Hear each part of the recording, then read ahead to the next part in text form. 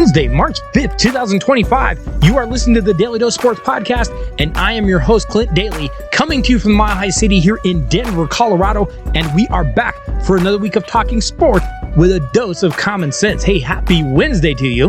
Hope your week is going well.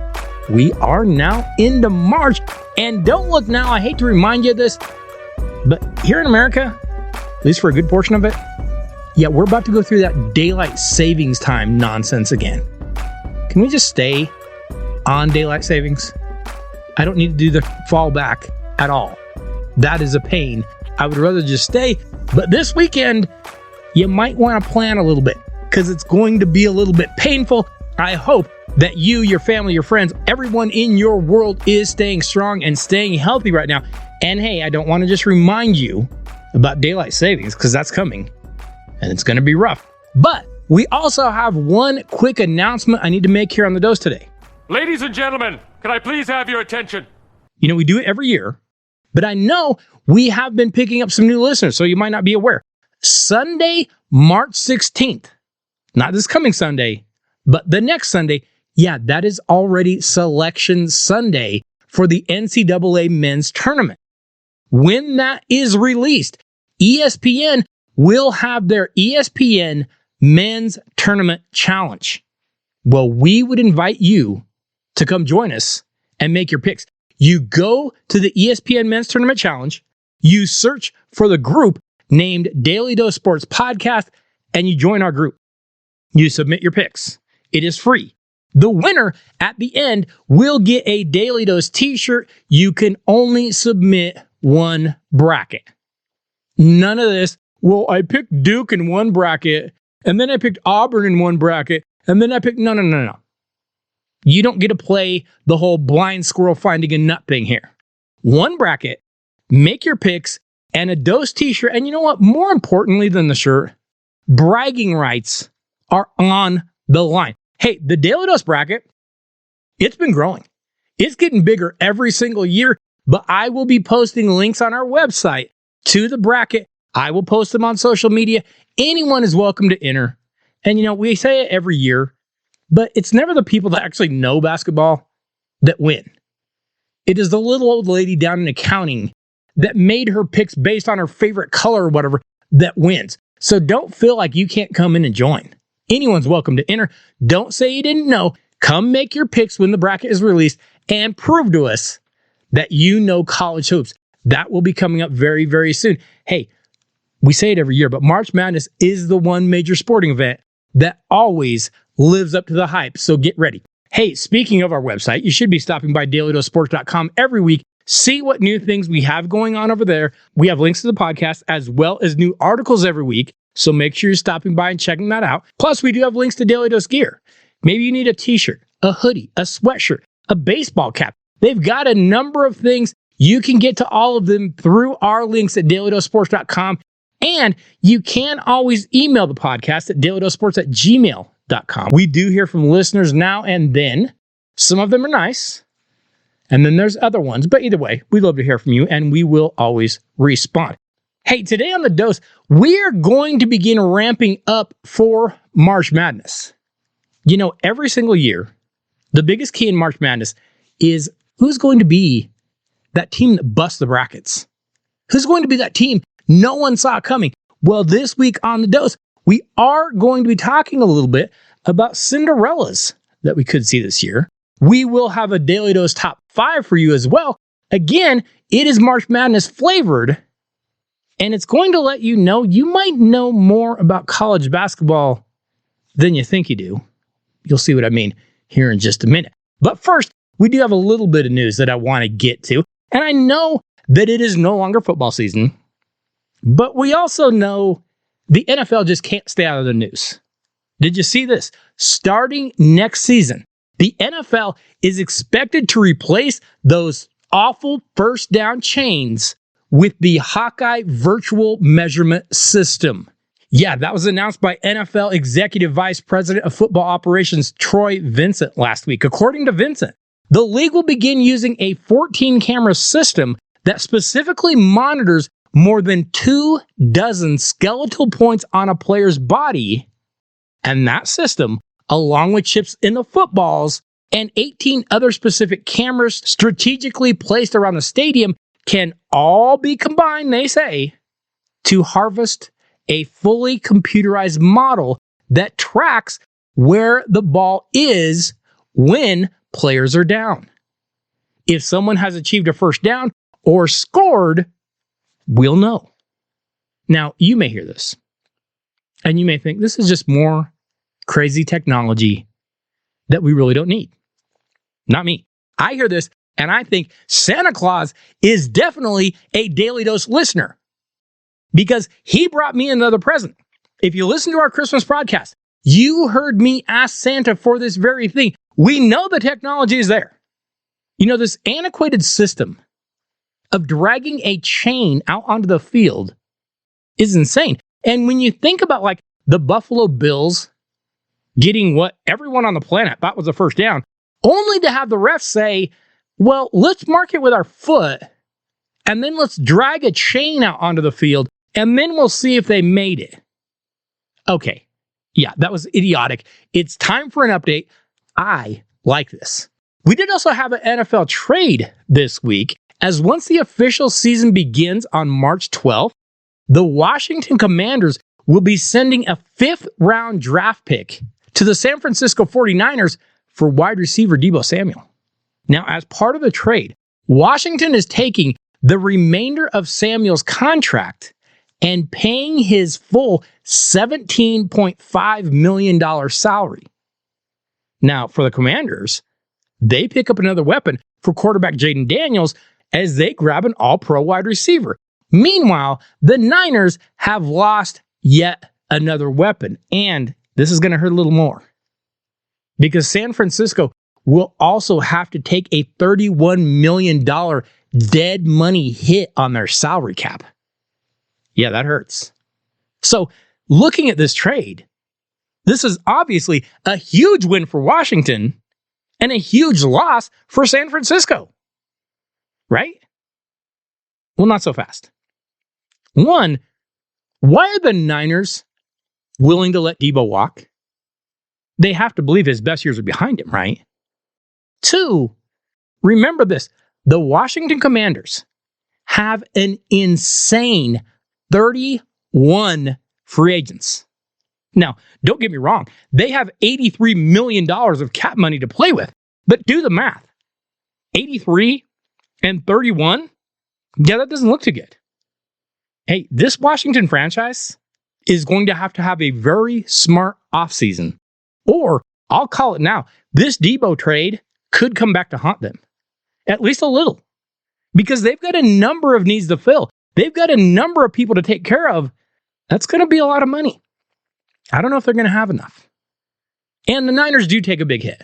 Because remember, Brandon Ayuk is coming off that knee injury. This move for San Francisco, it's for the future. It is to get out from under that monster deal and have money going forward. But it's not going to be quick. It's going to take a little bit of time.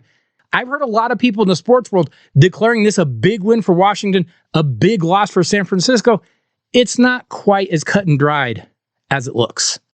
Now, you might have missed this little gem, but the HBO series Hard Knocks, they are actually going to pivot to college football a little bit this season because it seems they're having a hard time finding an NFL team that is willing to host them. So, instead, Bill Belichick and the University of North Carolina football program will be the subject of the documentary series later this summer. Now, that isn't to say that Hard Knocks will not have an NFL participant, but after last year's New York Giants disaster, NFL Films say, yeah, we're having a hard time having any teams volunteer. No one wants to do it. Because, of course, the Hard Knocks crews last year showed the Giants trying to lowball running back Saquon Barkley on his new contract. So then he left for the Philadelphia Eagles, had one of the greatest seasons in NFL history, led the Eagles to the Super Bowl. Won it all. Huge win for Saquon, huge loss for the New York Giants. So now, hey, Hard Knocks has got to make some adjustments. They will turn their attention to what really should be a fascinating story with a guy in Bill Belichick that is in the conversation for greatest NFL coach of all time now in the college ranks? I'll be interested. I'll be honest. I'll watch. It will be interesting to watch 72-year-old Bill Belichick trying to talk an 18-year-old into doing something they really don't want to do. But enough about Bill Belichick and his new wife. Oh, no, you didn't. It'll also show him trying to coach the Tar Heels football team, and I think that's going to be interesting. Moving over to the NBA, where we had a huge story this week as the Dallas Mavericks season just keeps getting worse. Hey, first, they traded away Luka Doncic for, some magic beans that turned out to be a broken Anthony Davis. And now it was announced yesterday, superstar guard Kyrie Irving is done for the year with a blown ACL. Now, Mavericks fans can't possibly be blaming general manager Nico Harrison for this, right? This is totally unrelated. No, they can and they will, and more importantly, they should blame him for all this. It is completely and entirely his fault, and also feel free to blame Mark Cuban and Patrick Dumont because they have clearly angered the basketball gods with their stupidity, and this is exactly what they deserve. This is what you get when you do dumb things. That's what you get. That's what you get. Finally, let's finish off our news segment where LeBron James has blasted the NBA media for how it covers the league. What? I know, you're shocked by that, right? If you missed it, and judging by the viewing numbers you did, during the All-Star weekend, young Minnesota Timberwolves star Anthony Edwards said he did not have an interest in being the face of the league. Instead, he said he'd rather pass the buck to Victor Wembanyama to be the face of the NBA, denying he was the guy to hold that mantle. And then ESPN's Stephen A. Smith criticized that response, so of course, LeBron told us why he did not mind Edwards not wanting to be associated with that title. Here's what LeBron said. I mean, it's unfortunate, but why do you want to be the face of the league when all the people that cover our game and talk about our game on a day-to-day basis blank on everybody? To have that responsibility, it's just weird. It's weird energy. He later took to X to launch this paragraph. Happy this convo has started. It ain't about the face of the game. It ain't about one person or one show. It's about the culture of basketball, the most beautiful game in the world. Our game has never been better.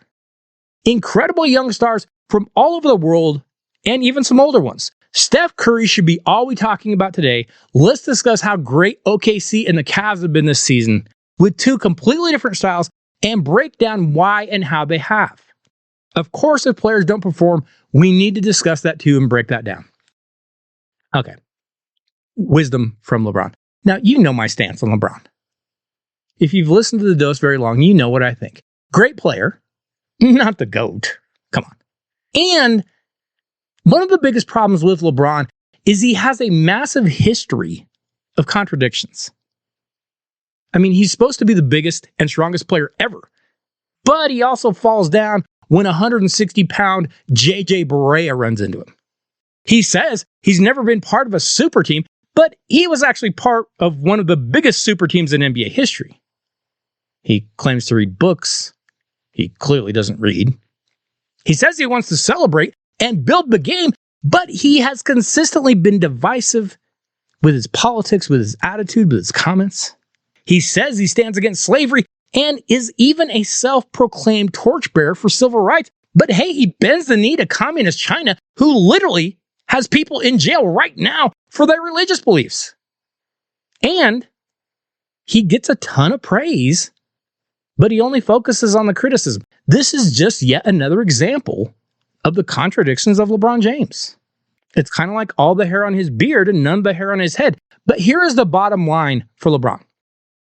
He inherited a league built by Russell and Chamberlain and West and Dr. J and Magic and Bird and Jordan and Kobe. And if you'll remember, when he came in, the NBA was actually on top of all the leagues not named the NFL. But it was even pressing the NFL a little bit. And keep in mind, all those guys I just named, Oh, they all received a ton of criticism. Jordan couldn't win. He was selfish. Bird was selfish. He only thought about himself. Magic just worried about his stats. He didn't care about winning. We can only imagine all the criticism Russell and Chamberlain heard. Doc was selfish. He was an ABA guy. He couldn't play at this level. Kobe was just a shooter. He couldn't win anything. He had to have Shaq to win anything. You think those guys didn't get criticism? Are you kidding me? That goes with the territory. But you know what? They dealt with it and they succeeded. Make no mistake. You're going to get criticism if you're the big dog. But also make no mistake, this is the kindest and gentlest era in NBA history. No one's saying things they used to say back in the day. And here's the problem. The NBA is now consistently posting their worst viewer numbers in history. Players don't want to play. And the NBA is falling behind Major League Baseball. And, I mean, we even saw over the All-Star week, the NHL is catching them too. I never thought I'd see the day. Bottom line, LeBron James is not leaving the game better than he found it. He is the face of the league, like it or not. And this has happened on his watch. The NBA is slipping.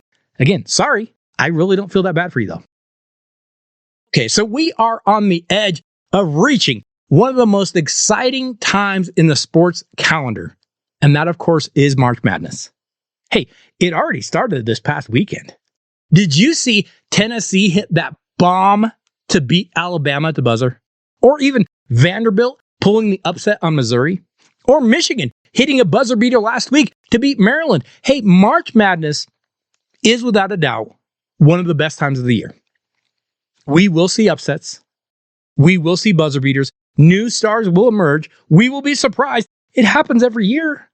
And one of the best aspects to March Madness is, of course, those Cinderella teams.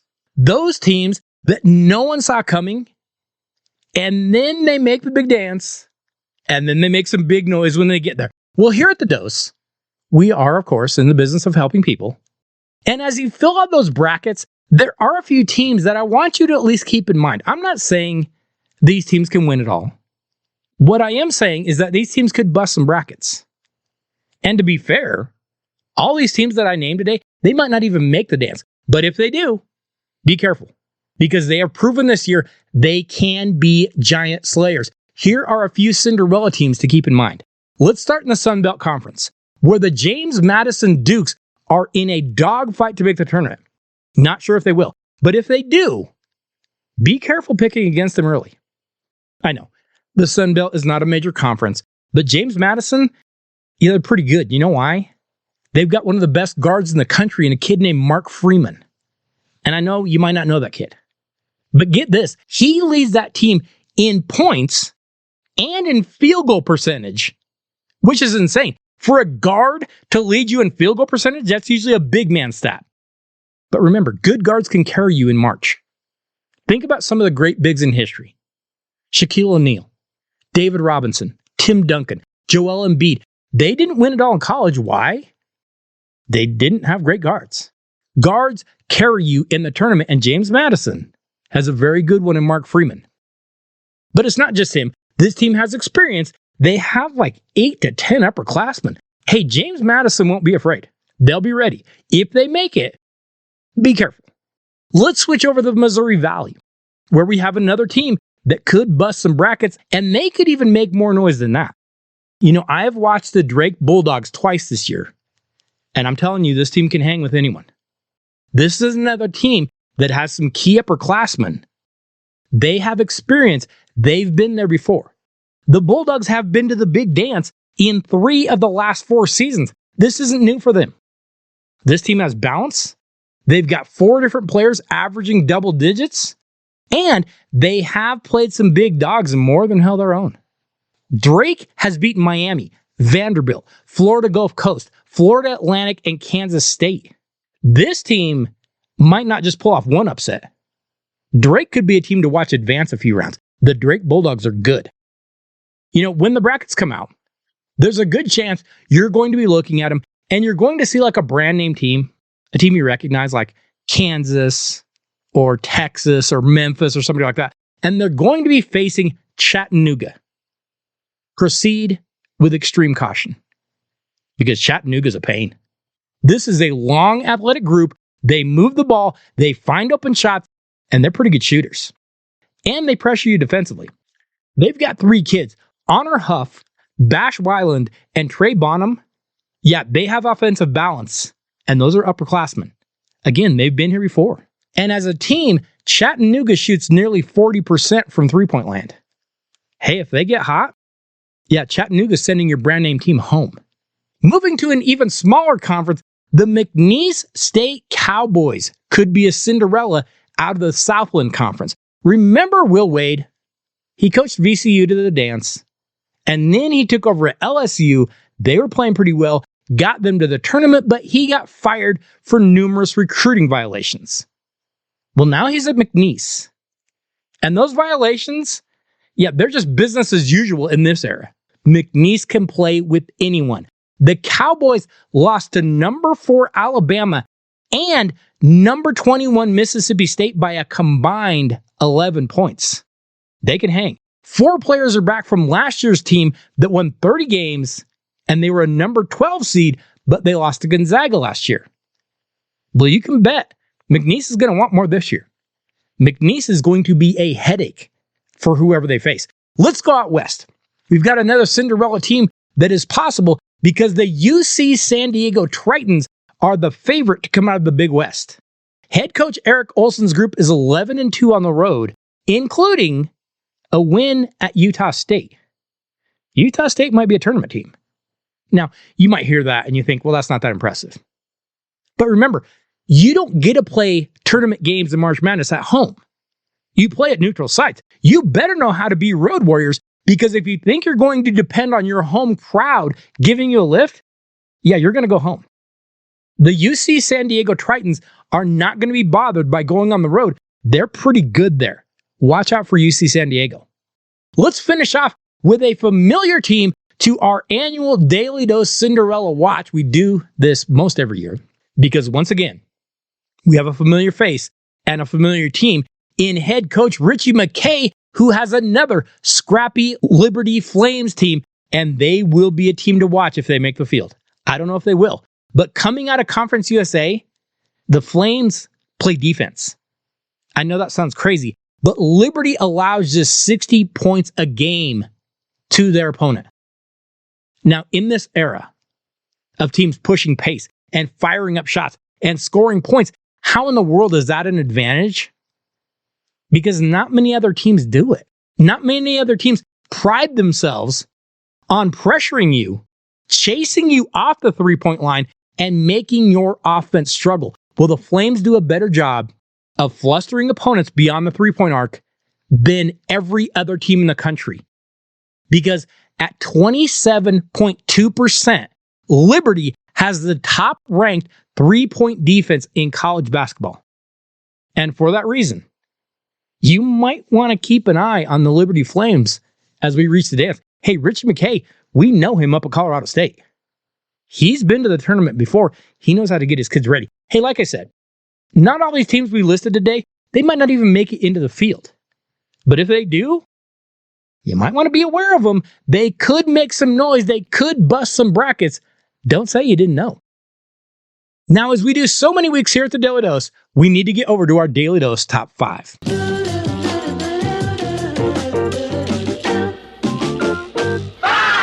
Like I always say, we don't really care about college basketball all that much as a nation until March Madness. Although, with the new NIL money coming, we're starting to care a little bit more, it feels like. Why? Well, it's kind of hard to care too much when we don't know the players. And for the last, 20 years, 30 years, we usually only get to see the great players for 1 year, and then they're gone. That's starting to change a little, because guys can stay and get paid. But honestly, right now, if I were to ask you, how many college basketball players can you name? Well, if you're like most people that are just casual basketball fans, maybe 3 or 4. Maybe a few players on your favorite team, and then 1 or 2 national players, right? Well, here's the thing. You actually might know a few more players than you realize you do. Today, our Daly Dose Top 5 counts down 5 college basketball players you might not realize that you sort of know. You kind of know. In a way, you know them. Anyways, you'll see what I mean. Let's start off at number 5. And of course, many of us remember when Penny Hardaway was a 4-time All-Star who played 14 years in the NBA before retiring in 2007. Penny honestly might have been considered an all-time great if not for a rash of knee injuries that limited his career. But after retiring, Penny coached a little, like middle school ball and high school ball, and then he got the job at his alma mater, Memphis, back in 2018. And Penny has been okay. He's trying to get the Tigers to the tournament this year for just the 3rd time. They've never been past the 2nd round. Well, Penny's son, Ashton, actually joined the Memphis Tigers in 2023 for his freshman year. He averaged 2.3 points per game. He played around 8 minutes per game. But then, Ashton actually opted to transfer to St. Mary's prior to the start of this year. And he's not getting a ton of playing time, but he is on a team that will be in the national tournament. Ashton Hardaway is averaging a little over 2 points per game for the Gales, who are ranked in the top 25, and they will once again be a team to watch in the tournament. But Ashton Hardaway, a kid you might not realize that you kind of know, even though you might not know him, he comes in today at number 5. We move next to number 4. And while Sharif Abdur-Rahim might not be destined for like the Basketball Hall of Fame, he did average 18 points a game during a very respectable 12-year career with the then Vancouver Grizzlies after being drafted with the 3rd overall pick back in 96. He actually did win a gold medal in Sydney in 2002. Well, Sharif's son Jabri started off his college career at the University of Virginia in 2020. Then he transferred to Georgia. Jabri played 3 seasons with the Georgia Bulldogs. Then he transferred to Providence before this season, his senior season. Well, Jabri Abdur-Rahim is having a pretty good year. He's averaging 7 points a game, 3 rebounds a game. Unfortunately, Providence is not having a great year. The Friars are under 500. They'll need to win the Big East in order to get a bid to the tournament. In fact, Jabri probably would have been better off staying at Georgia. They at least have a chance of getting a bid. But Sharif Abdur-Rahim's son Jabri comes in today on our list at number 4. We reach number 3. And I know Michigan State Spartan Jason Richardson, if you remember him, you probably remember him more for being a back-to-back NBA slam dunk champion than anything else. But he did play in the NBA for 14 years. He retired in 2015. Jason, you might remember, was part of that Michigan State team that won the national championship back in 2000, and he was selected with the 5th overall pick in 2001. Well, like I said, he went on to a solid NBA career. Well, Jason's son, Jace, was actually a highly touted recruit out of Las Vegas Sports Factory Bishop Gorman High School, and he actually is now with the Michigan State Spartans as well. As a freshman, Jace Richardson is averaging 11 points and 3 rebounds a game, and the Spartans are currently the highest-ranked team in the Big Ten. Hey, we know. Head coach Tom Izzo, he is always a threat at this time of year to make his team a contender, and when you see them in the tournament, you might want to be careful. And you might want to keep an eye on young Jace, who just might be pretty good. Playing pretty well as a freshman. Jace Richardson comes in today at number 3.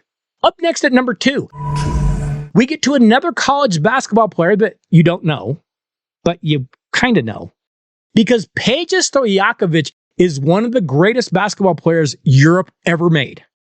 Peja was a 6'10 forward. He spent 14 years in the NBA, and he was an absolute terror to defend because he was such a deadly shooter. He is one of the pure shooters in NBA history.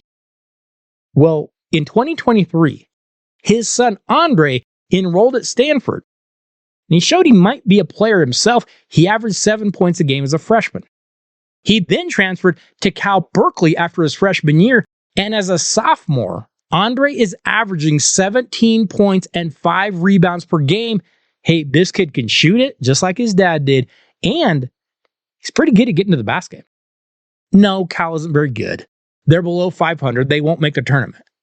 But Andre Stojakovic, He's another player you might not know that you kind of know. Also, for the record, a young kid by the name of Stefan Marbury II is also on that Cal team. It's not getting much playing time, but if new head coach Mark Madsen can keep this group together, he might get Cal back to being respectable very, very soon.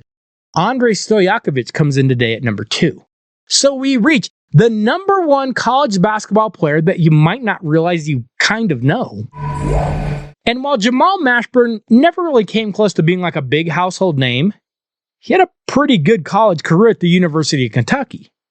In fact, you might remember he carried the Cats to almost beating Duke. He put Duke up before Christian Laettner hit his amazing shot.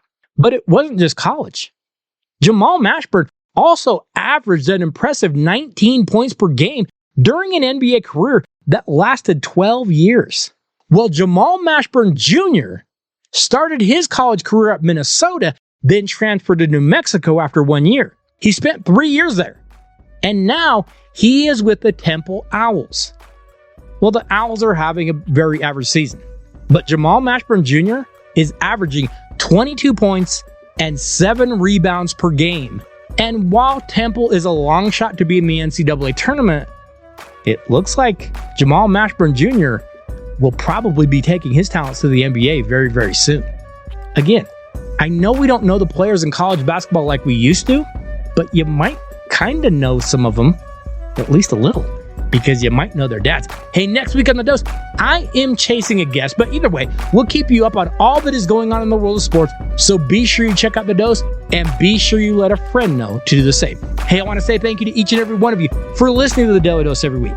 Thank you for the emails, thank you for the texts, thank you for the tweets, but more than anything, thank you for sharing the show, for sharing the videos, for sharing the articles with someone that you know. We absolutely love it when you do that. Have to say thank you to JSP. Could not do any of this without you.